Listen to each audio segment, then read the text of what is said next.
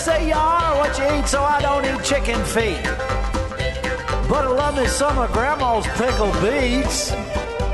Well, cut it up, put it in the pan, throw it over your shoulder and see where it lands right here in Farmer's Kitchen. Maters, taters, beans and corn, the cows in the barn and the sheep's been shorn, kids in the barnyard chasing Grandpa's chicken.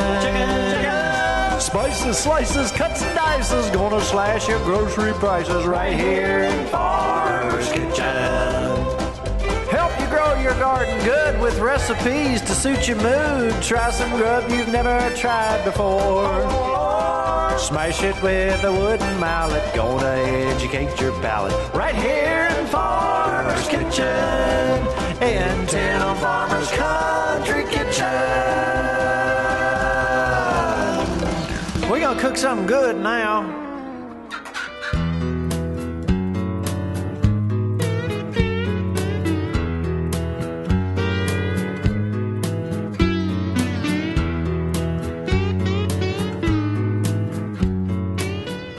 Matt Falcone. Good morning. I threw you off with that right left-handed handshake, didn't I? Oh, well, you know, I'm left-handed. That's right.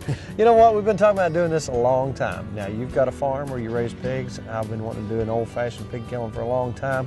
But you know what? First of all, let's talk about pig farming on a small scale. You've got a couple acres here where you keep these pigs. First of all, how much space do you need?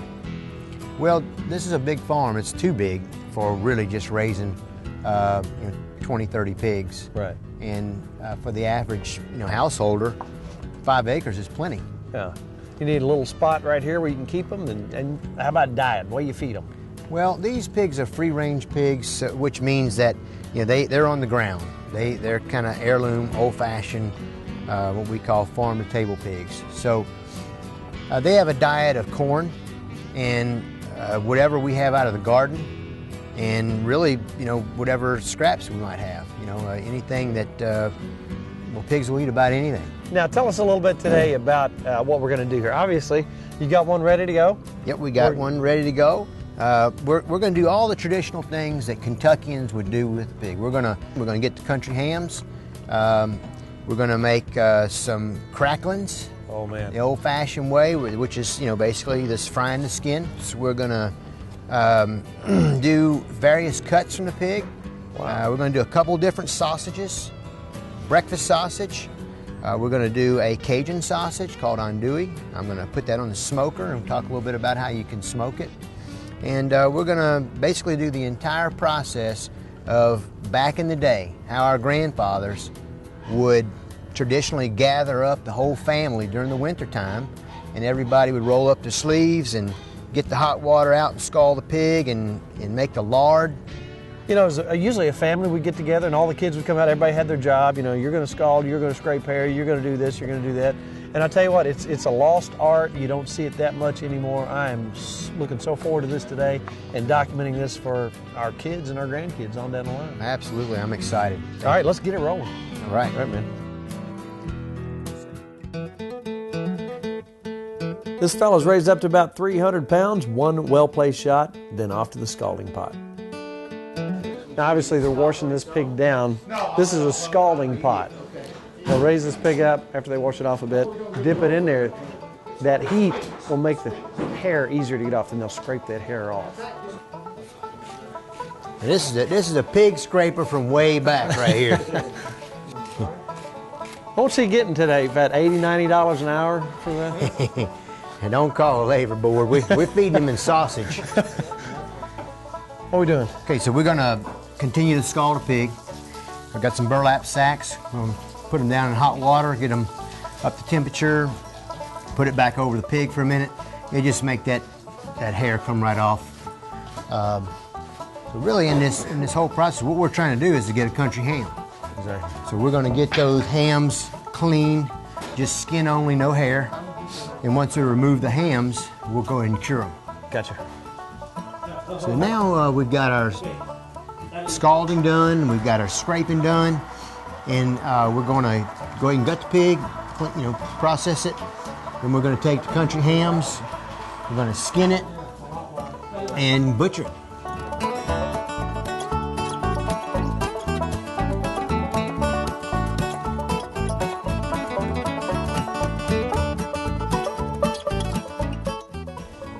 here comes the loin.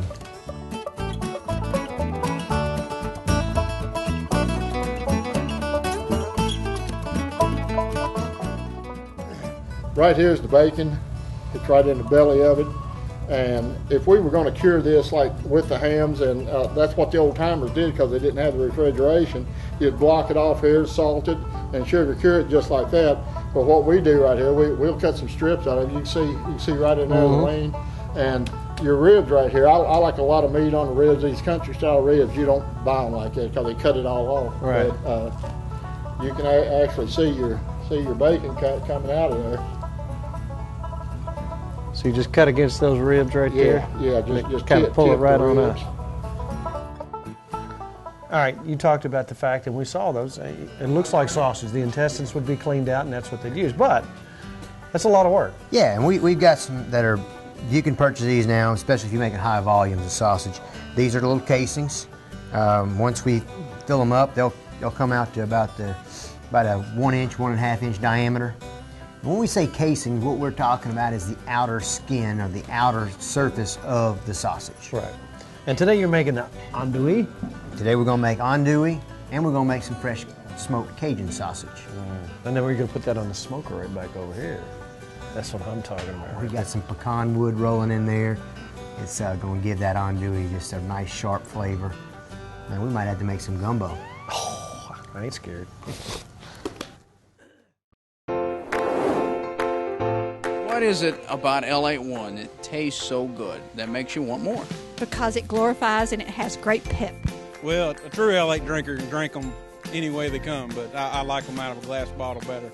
What is your favorite memory of an L81?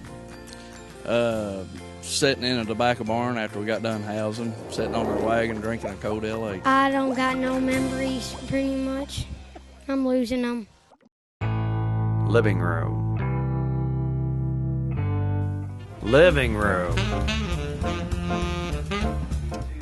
Dining room. Dining room. Kitchen. Kitchen. Visit Housewarmings at 2312 Palumbo Drive in Lexington and let the outdoor living and grilling experts help you create your living space. Housewarmings. Stop by today and start living your outdoor dreams. Housewarmings, the outdoor living and grilling experts, 2312 Palumbo Drive, Lexington, Kentucky.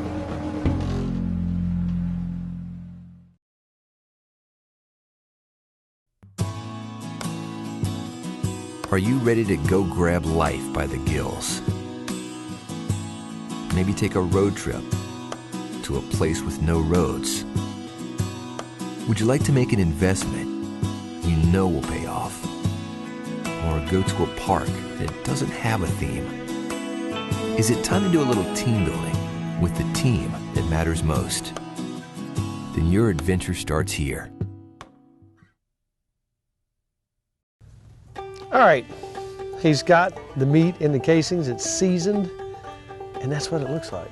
Hey, you know what this means? What's it mean? We're getting closer when it's time to eat. Let me see your, I'm hungry, look. We're getting closer. You know what, I've tried your stuff before and it's delicious and it smells great already. You're gonna put that in the smoker. Show us how your smoker works here. Well, this is just some of the mixture. Right. And this is done, you gotta do this overnight and let the seasoning get down in there good. And then, you know, of course, the process that we saw with the casing, and we tie it off, and then we smoke. Now, that's obviously not the only pig you've got in there. This is an ongoing process. You killing pigs right and left out here. We did about 30 this year. Yeah, let's see what you got here. You got some, did you say pecan wood? Exactly. So this is a competition smoker I've had for a number of years, built out in Houston, Texas. We get our fire going. We want to burn the edges of the wood off to get rid of some of that sharp, smoky, bitter flavor that can get in the meat. Once we see some white coals and we get, you know, just some cleaner smoke, we're ready to put the meat on. It's time to roll. All right, off to the smoker. All right. So we got our temperature, you know, about where we want it. This is such an exciting part of it. I mean, I just absolutely love getting here and being able to put this stuff on the smoker. We separate it and get it where it's not touching, because it's important that it cooks evenly all the way through. All right, man, I'm waiting for that. All right, we're gonna make some cracklins. This is the, from earlier, we took the skin and scraped it good and clean. And this is just skin with a little fat on it, a little bit of meat on it. And cut it in about half-inch squares. The word crackling itself sounds country, but when you drop that into hot grease, people will founder on it, won't they? Absolutely, it'll bring them coming. So we're gonna go right in here.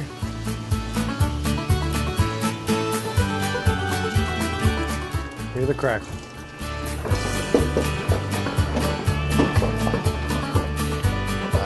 This will only take a short period of time because we're at 350. All right, you dipping out some crackling now.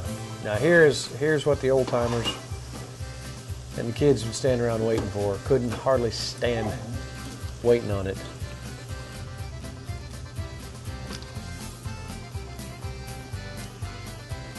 Oh my goodness.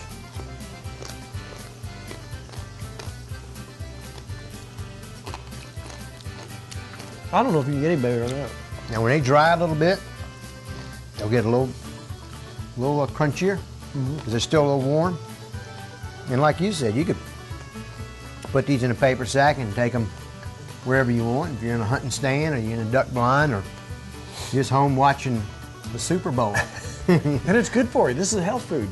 Oh, absolutely. Well, really, I mean, the heart has to pump harder. Yeah. It makes that heart muscle exactly really right. work.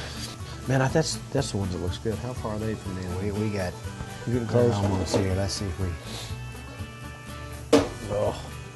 And you put just a little sprinkling of Tony's on there, which is about good on anything. I'll tell you what, we'll take these with us, and we're going to go and grind some sausage and do a little breakfast sausage. Let's do that. I'll keep right. my eye on that while you're taking that over there. Now, we've had our chitlins.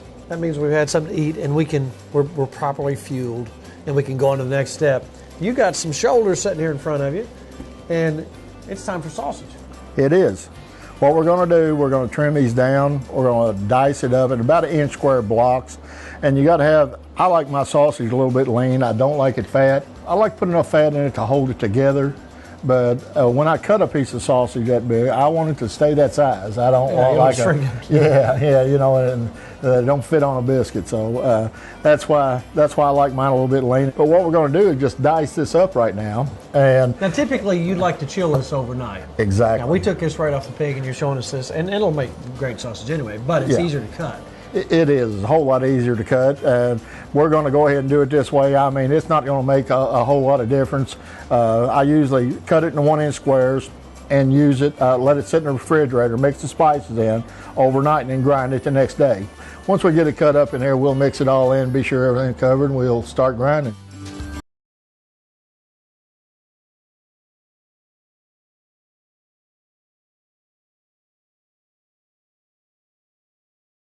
I got to chatting with your buddy over here, and you're almost done. We got to talking. We got sidetracked.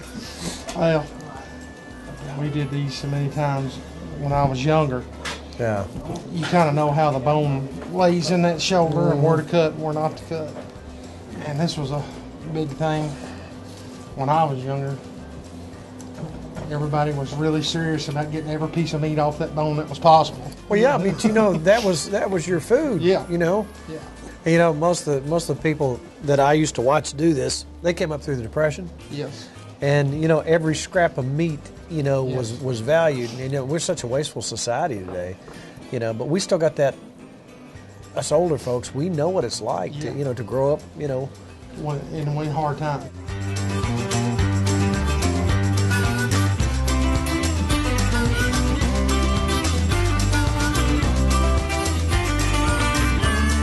Okay, Randy, what's the next step? You talk about the proper amount of fat versus lean, and you like yours a little on the lean side. I do, and and once I mix it in there, it's not the critical part right now. It's when you grind it, where you can get, you don't want a big hunk of fat right in the middle of it. But I'm going to mix all this seasoning through it right now and have it ready to go. After we get it mixed in, we'll let it sit there, and then we'll start grinding. But it's ready. I visually, it's just one of them things I look at.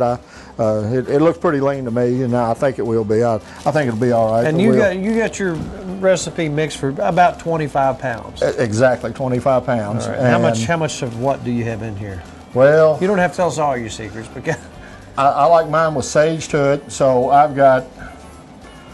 got probably 3 just big heaping. I like the rub sage. It's sort of thick. I don't like the ground. And then I like a little spice, not a little heat, but not a whole lot. And I use cayenne pepper and a teaspoon. And then a mix that I get, it's Legs Old Plantation. It's the best I ever made. And then I add my stuff to it. Gotcha. And we'll see how it turns out there. Sort of mix it in shifts and stuff. It sort of takes a while. You want to be sure you get it all over all the meat. And boy, it smells good.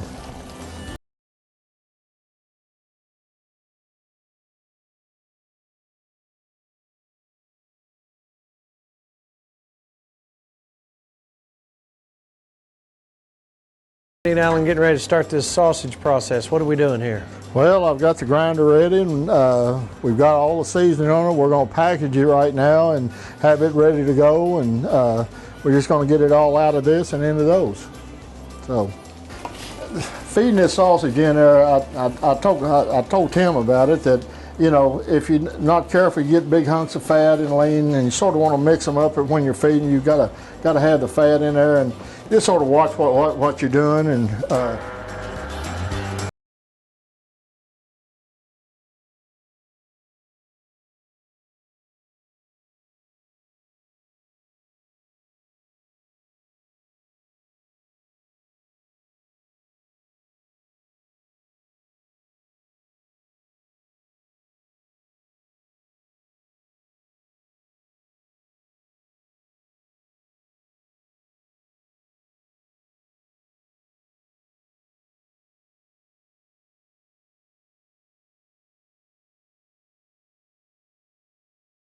Sheep and goat producers. Want something different tonight? Try delicious Kentucky Proud goat or lamb. From local cuts of fresh lamb and goat to melt-in-your-mouth farmstead cheeses, Kentucky farmers are committed to providing your family with only the finest products from their pastures to your plate. You can find Kentucky Proud goat and lamb products in your grocery store chains like Whole Foods and farmers markets, local restaurants, and it can even be mailed to your home. From fresh meats to farmstead cheeses and spreads, just look for the Kentucky Proud logo to be sure you're selecting the freshest products available. Kentucky Lamb and Goat. Try something different tonight. To find a source for Kentucky Proud lamb and goat products near you, visit www.kysheepandgoat.org today. Kevin, are you sure this is okay? We're cool. I know a guy. Hey, y'all. Run! Go! Run! Where'd they go? I was just going to ask them what they were biting on. Go where the pros go for great deals on great gear and 3 easy ways to shop. Bass Pro Shops. Your adventure starts here. Are you sure this is okay? Don't worry. I know a guy. Which has more caffeine, an L8-1 or a cup of coffee? I don't know. That's a good question. Probably L8. Cup of coffee. I'm going to say coffee. L8-1. The answer is actually the coffee. A 12-ounce bottle of regular L8 has 37 milligrams of caffeine, and an 8-ounce cup of coffee usually has about 95 milligrams of caffeine. But my favorite way to start the day is still the L8. Cup of coffee. All right, we've been talking about this. Now, I've already had the finished product in a recipe that you did, but can we look at it? This is the andouille. Now, how long has this been smoking? Well, we put this on about an hour and a half ago at about 170 degrees. I just temped it out, and it's about perfect. I'm ready. So, now, do you let this sit before you eat it, or you take it right on out and commence to chowing on it? You use this however you want to use it, for your gumbos, for your jambalaya. You know, we got Mardi Gras coming up in about 3 weeks. And if you know what's good for you, you'll be at the Red Mile on Fat Tuesday. Oh. And we'll have some of this andouille in in your gumbo. It'll be in all of the Cajun dishes that we do. Wow. Jambalaya. That is what is the end result we're looking for. I wonder what that there. tastes like right fresh off the smoker. Let's just go inside and see. That sounds good to me. All right, fresh off the smoker. Oh man, look at that. Fresh andouille. The smell is fantastic. Now again, this is a sausage to cook with. You really don't eat andouille like this. Oh, straight I up, could. But it's got a very unique flavor, doesn't it? There's a lot of flavor, like you're saying. It's kind of concentrated, so that's why you put it in a lot of recipes. Absolutely. What's your favorite thing to use this in? Oh, my favorite is oyster andouille gumbo. Oh man. It's just lots of andouille, fresh Louisiana oysters or Gulf oysters, and you make a nice rich filet gumbo with some, and then at the end a little filet. Now, if somebody wants to sample some of your cooking, they can do that at. Well, we got a perfect opportunity. We are doing our 16th annual Mardi Gras Cajun Feast on Fat Tuesday, February 12th. At? The Red Mile, at the clubhouse. All this kind of stuff right here. Anything you can get in New Orleans, you'll be able to get there. From the beignets to the king cake, gumbo, etouffee. That sounded like an invitation to me. Chicken Creole. Was that an invitation? Shrimp, barbecue shrimp, How many fried people can I bring? Well, 26, 30? knowing your friends, I'm going to have to, probably 5. Yeah, they're out of control, man. Man, that is good stuff right there. Thank you. We're real proud of this. This is a unique opportunity to get to do some andouille sausage. And that was walking around not too long ago. That's exactly right.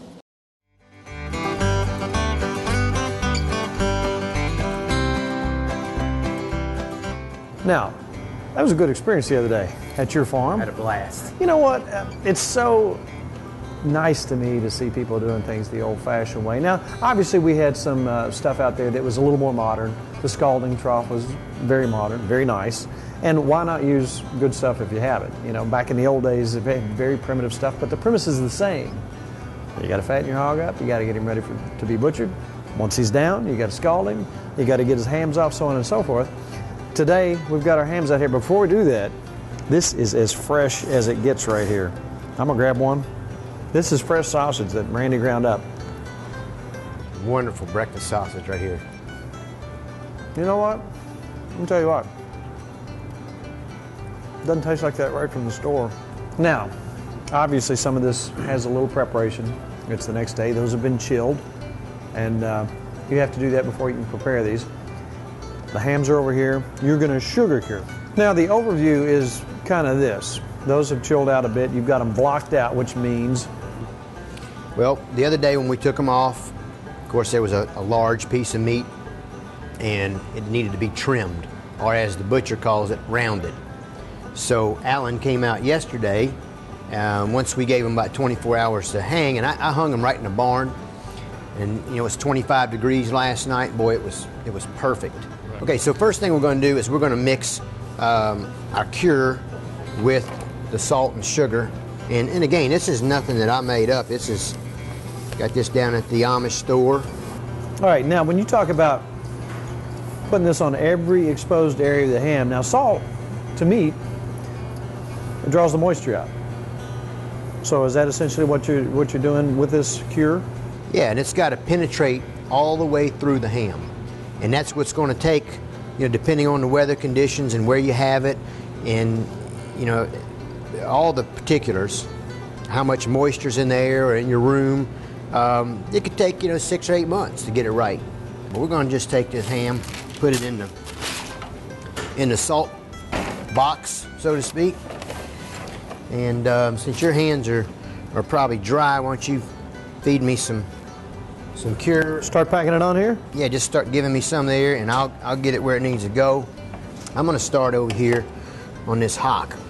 And what I've done is I've taken the knife and I've created a few little areas where I can get in the meat there.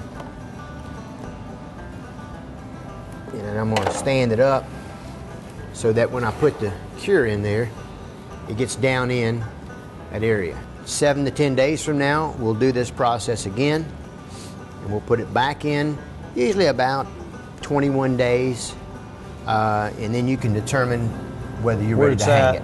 Yeah. All right, now look at here. Here's the end goal right here. After everything's been hanging and that whole process. This is the reward. Is this a typical day at the Red Mile for you? Sort of. Yeah. This is the part of our morning. This is breakfast. What's up next? You know what? That's interesting. Let me tell you what we're working. Let me see if I can show you what we're working on downstairs. Hey, George. And we got this little guy that we've been carving up. Let's put him right there. This is definitely an authentic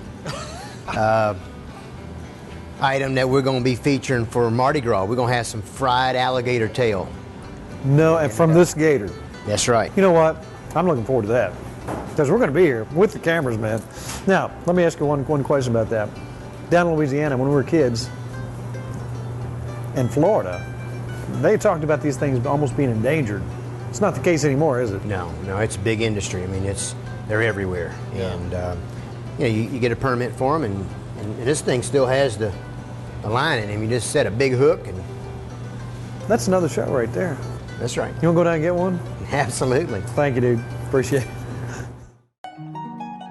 With over 65 wineries right here in Kentucky producing award-winning wines in a myriad of styles, a visit to wine country is just around the corner. Stroll through lush vineyards, relax in welcoming tasting rooms, and learn directly from the winemaker how a great bottle of wine is created.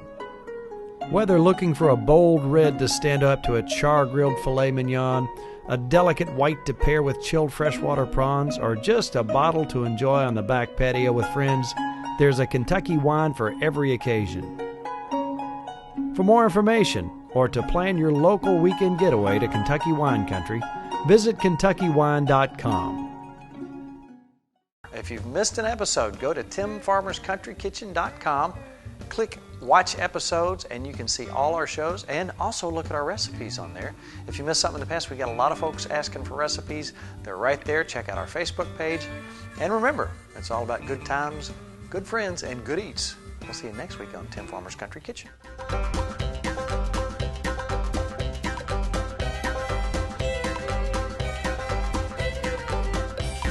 Tim Farmer's Country Kitchen is brought to you by L81, Bass Pro Shops, Housewarmings, Kentucky Sheep and Goat Development Office, Kentucky Wine, Weisenberger Mill, and Tim Farmer Productions.